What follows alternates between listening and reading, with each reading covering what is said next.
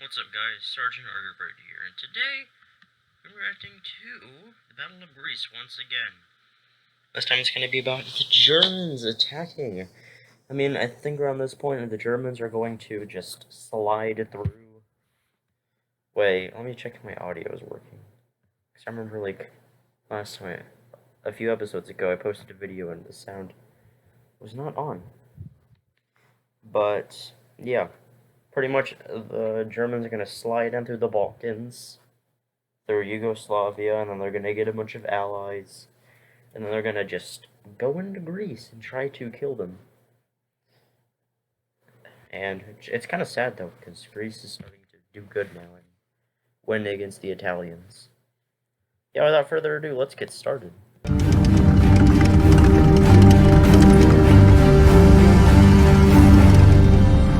The previous episode of this series, the Greeks managed to repel an Italian invasion and counterattack deep inside Italian-controlled Albania.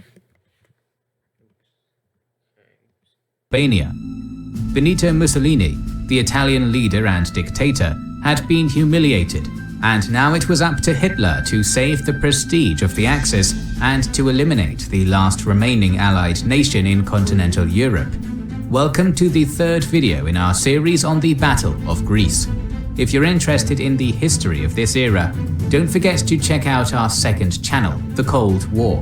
The link is in the top right corner. Shout out to Blinkist for sponsoring this video. We live in a fast-paced world and it's often difficult to find the time to learn new stuff.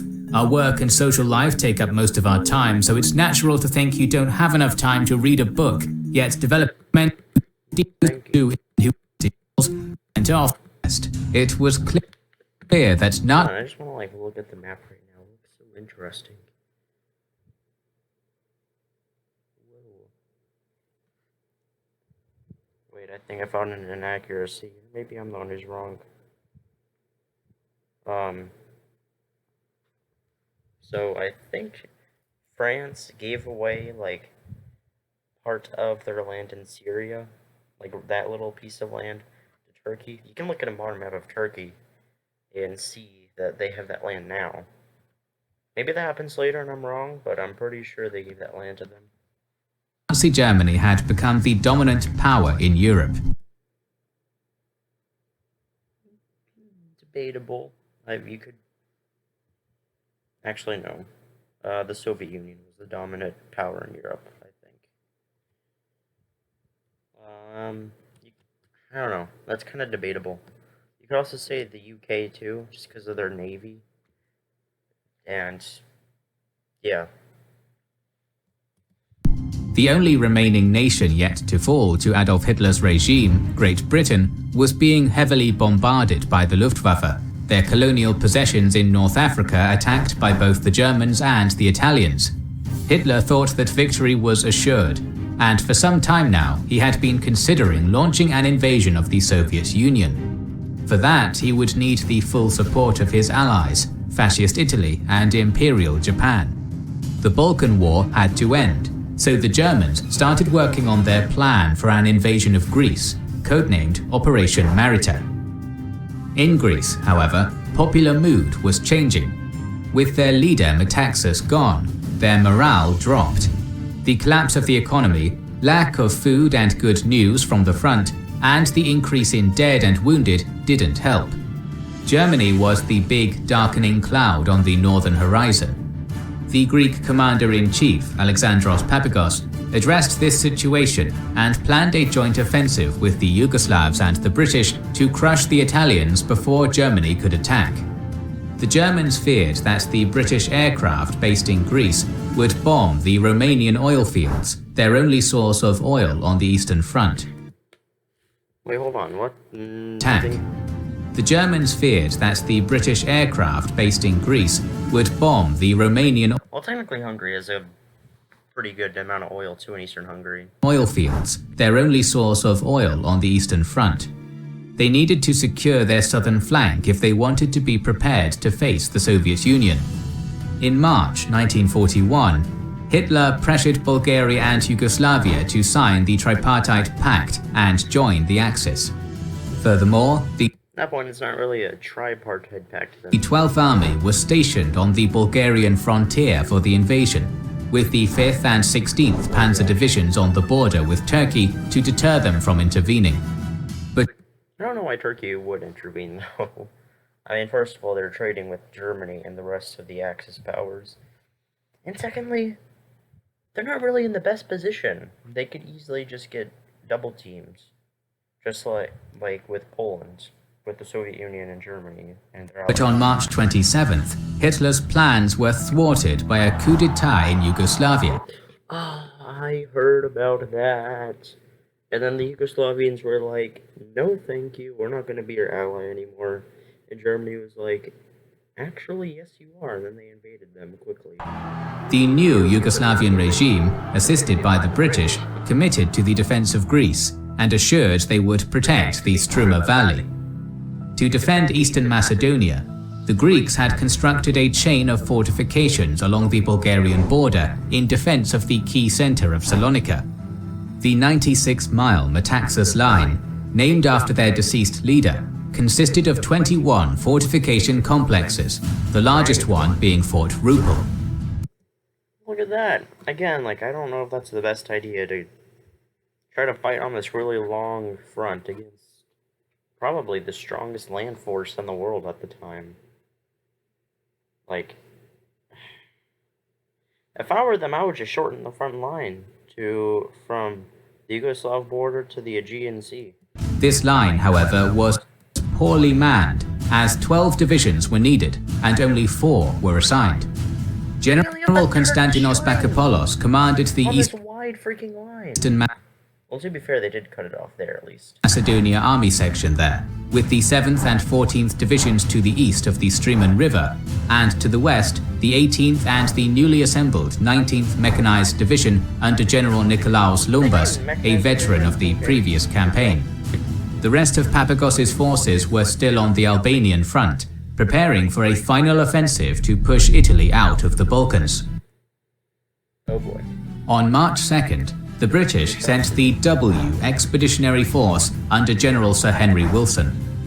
This force was composed of the 1st Armoured Brigade, led by Brigadier Harold Charrington, the 2nd New Zealand Division under General Bernard Freyberg, and the 6th Australian Division, commanded by General Sir Ivan Mackay. By March 21st, Charrington and Freyberg had got their men up to the Alikbon River. This second line extended east of the town of Florina, passing through Edessa all the way to the north of Mount Olympus and the coast of Katerini.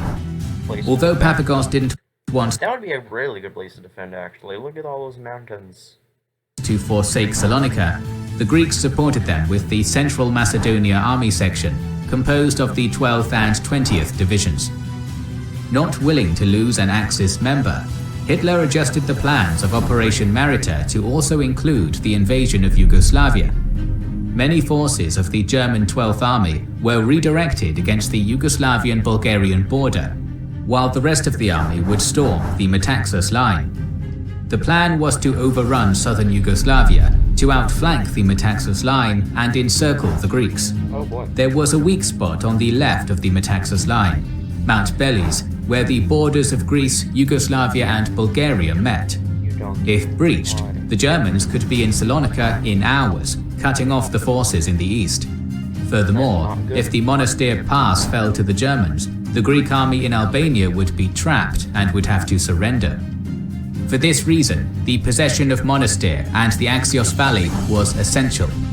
The 12th Army of Field Marshal Wilhelm List was divided into 3 army corps, comprising 5 armored panzer divisions, including 3 SS regiments of the Adolf Hitler Panzer Division under Josef Dietrich, 2 motorized divisions, 3 light mountain divisions, and some infantry divisions, with over 1,000 Luftwaffe aircraft and 1,900 heavy tanks against Wilson's 176 tanks and 45 aircraft.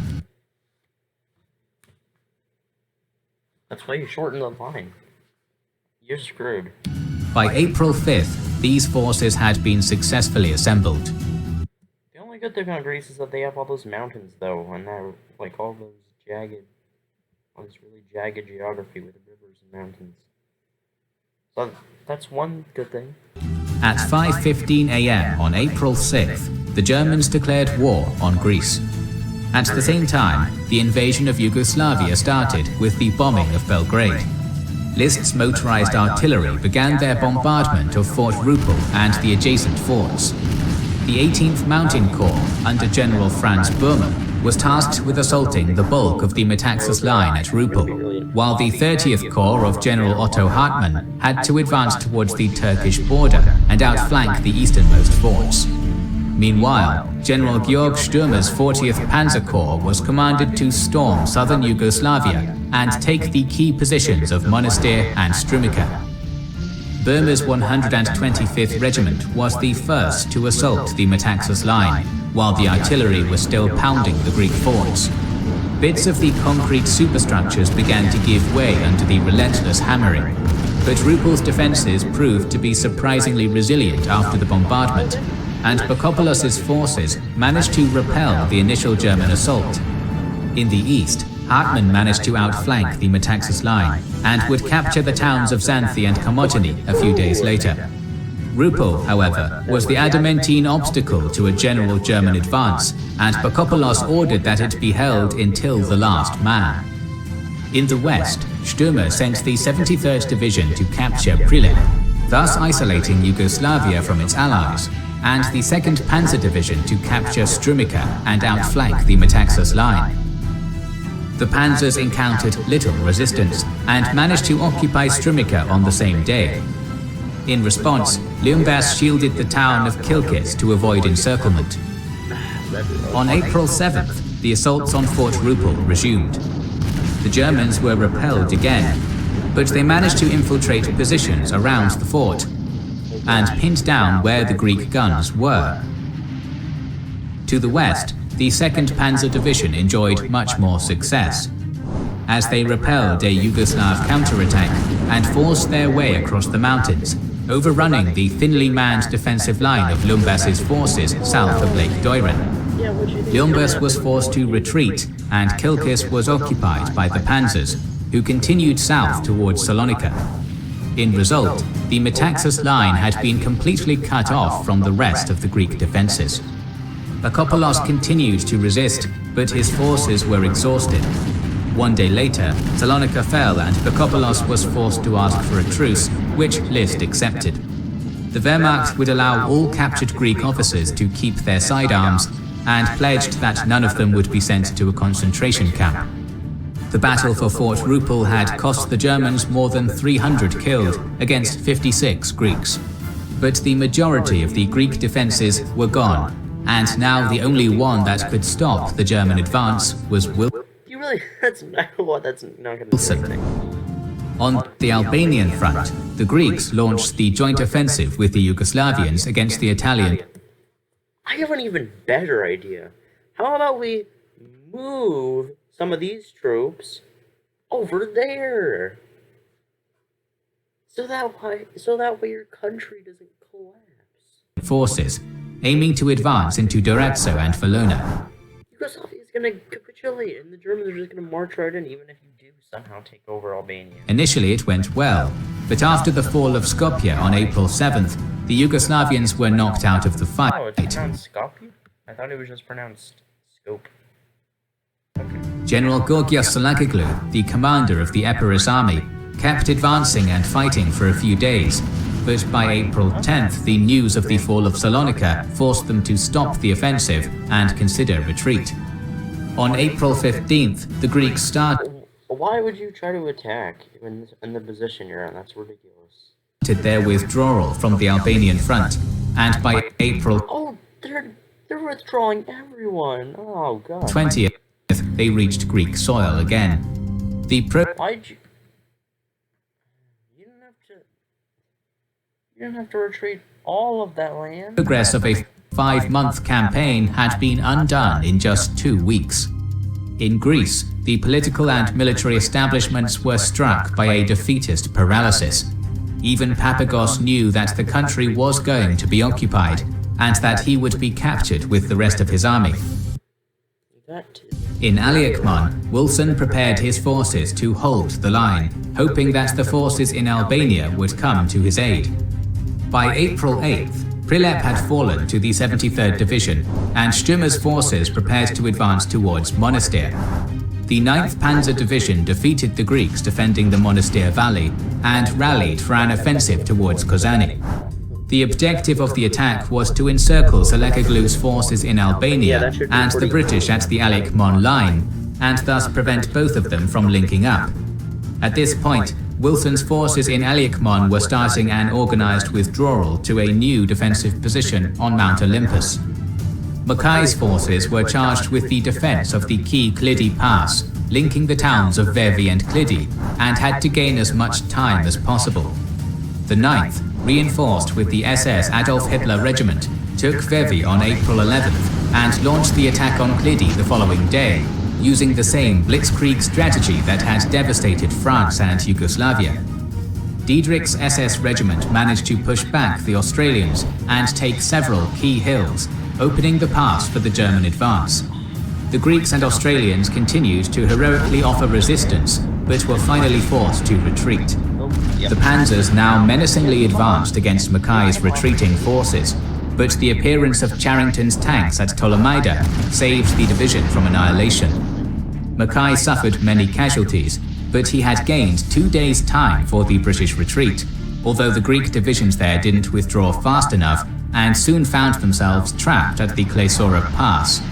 They tried to create a defensive position to stop the German advance, with the 20th Division being heavily pummeled, but eventually managed to retreat to Lake Kastoria.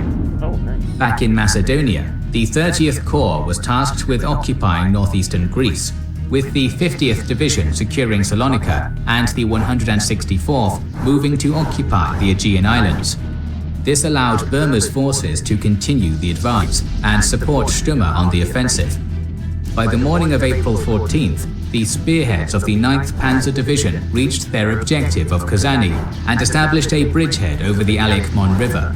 But Wilson's forces had slipped away, and soon Stürmer ordered his forces to continue the pursuit.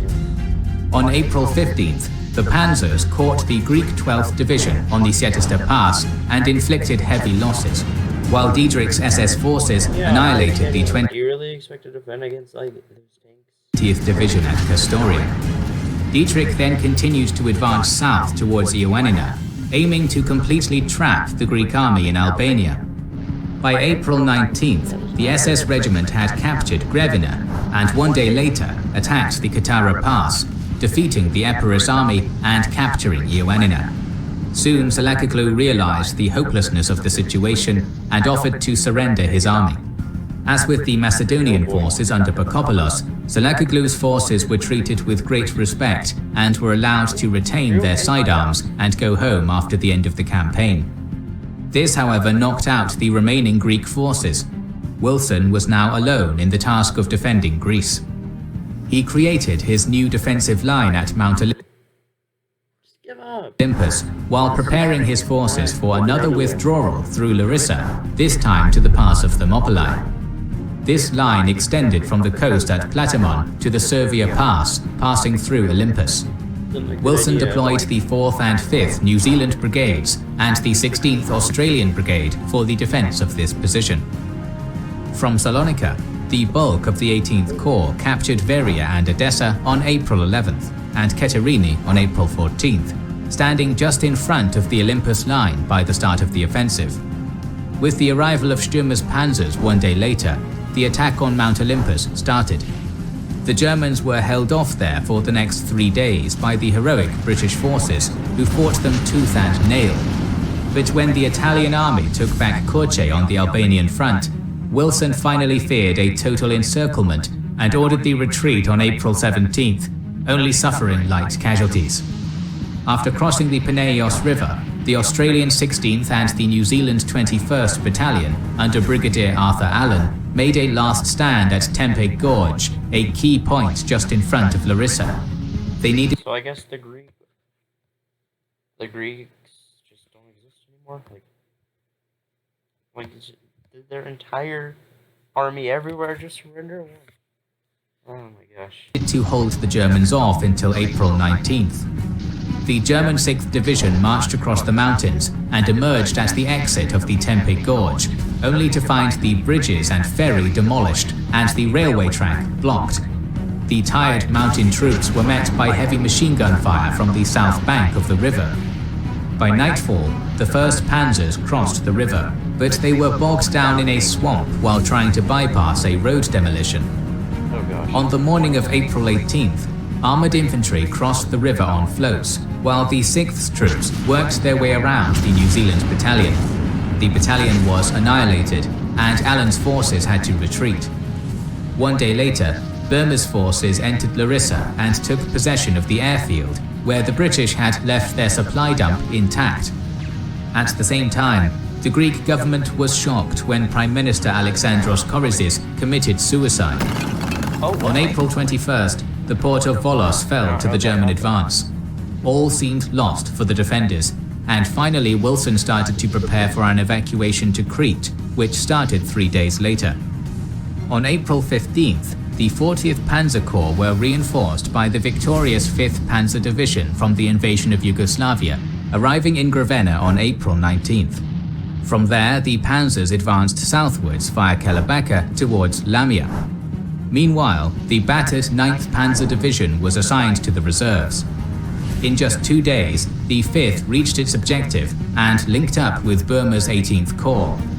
But the Germans had lost much time, and Wilson's forces had reformed at a new defensive line at the Thermopylae Pass, the gateway to the Greek capital of Athens. From the port of Piraeus, some British troops were already being evacuated to Crete. The plan was for the forces at the historic Thermopylae to make a last stand and gain as much time as possible for the evacuation of Greece.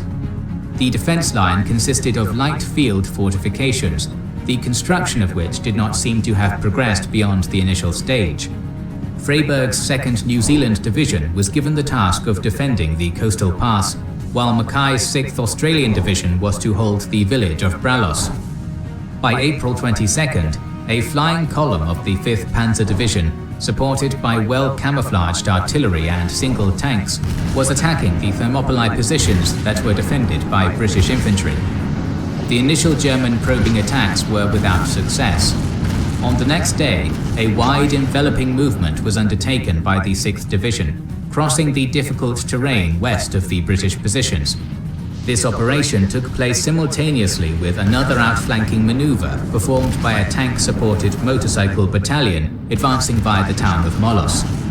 On April 23rd, Wilson ordered a retreat from Thermopylae, and it was decided that the British positions were to be held by 1 brigade each. These brigades, the 19th Australian and 6th New Zealand, were to hold the passes as long as possible, allowing the other units to withdraw to the Peloponnesus. One day later, maybe if you defend on that really tiny land over there where my mouse is. The Germans attacked, meeting fierce resistance and sustaining considerable casualties. Against greater odds, the Allies held out the entire day. With the delaying action accomplished, they retreated in the direction of the evacuation beaches and set up another rearguard at Thebes. The panzer units launching a pursuit along the road made slow progress because of the steep gradient and a large number of difficult hairpin bends.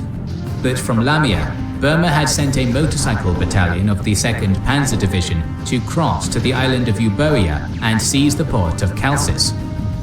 Oh my gosh, the Dutch may have bike battalions, but the Germans have motorcycle battalions. Now he commanded this battalion to outflank the British last stand and capture Athens. The motorcycle troops encountered only slight resistance, and on the morning of April 27th, the first Germans entered Athens. The Athenians had been expecting the Germans for several days, and confined themselves to their homes with their windows shut.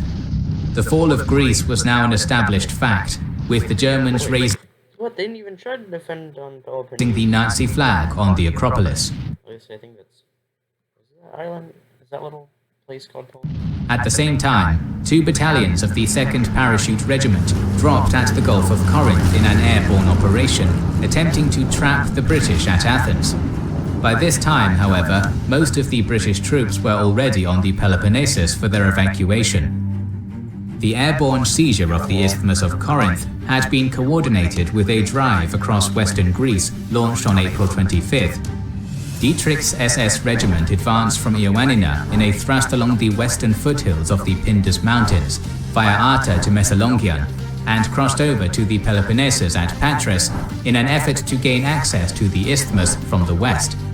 On April 27th, they met with the paratroopers in Corinth and learned of the fall of Athens. In their hasty evacuation, that took place mostly at night, the British used numerous small ports like Nauplia, Kalamata and Monemvasia, and had already managed to evacuate more than 20,000 troops. Diedrich rushed back to Patras to envelop the retreating British forces from the west, while Burma's forces advanced from the east towards Argos. Both forces met at the port of Kalamata on April 29th, capturing some 8,000 British and Yugoslav prisoners and liberating many Italians from Greek camps. The Germans, meanwhile, only lost around 5,000 men in the entire campaign. By April 30th, the last British troops had either escaped or been taken prisoner, and hostilities ceased, thus ending the invasion. The British successfully completed the evacuation of about 50,000 soldiers to Crete, but in their hasty retreat, they lost 11,840 men. The loss of Greece was a tough one for the Allies. Wait, I don't think it said how much the Germans... The Greeks had inspired the democratic world with their resistance against the Italian invaders, even earning the respect of the unstoppable Germans. And although Greece was divided between the Axis powers, it is hardly the end of our story. And in the next episode, we will talk about the Battle of Crete. So make sure you are subscribed to our channel and have pressed the bell button. Well, thank you all for watching, everybody. That was a great episode. Tomorrow I'll be reacting to the Battle of Crete, 1941.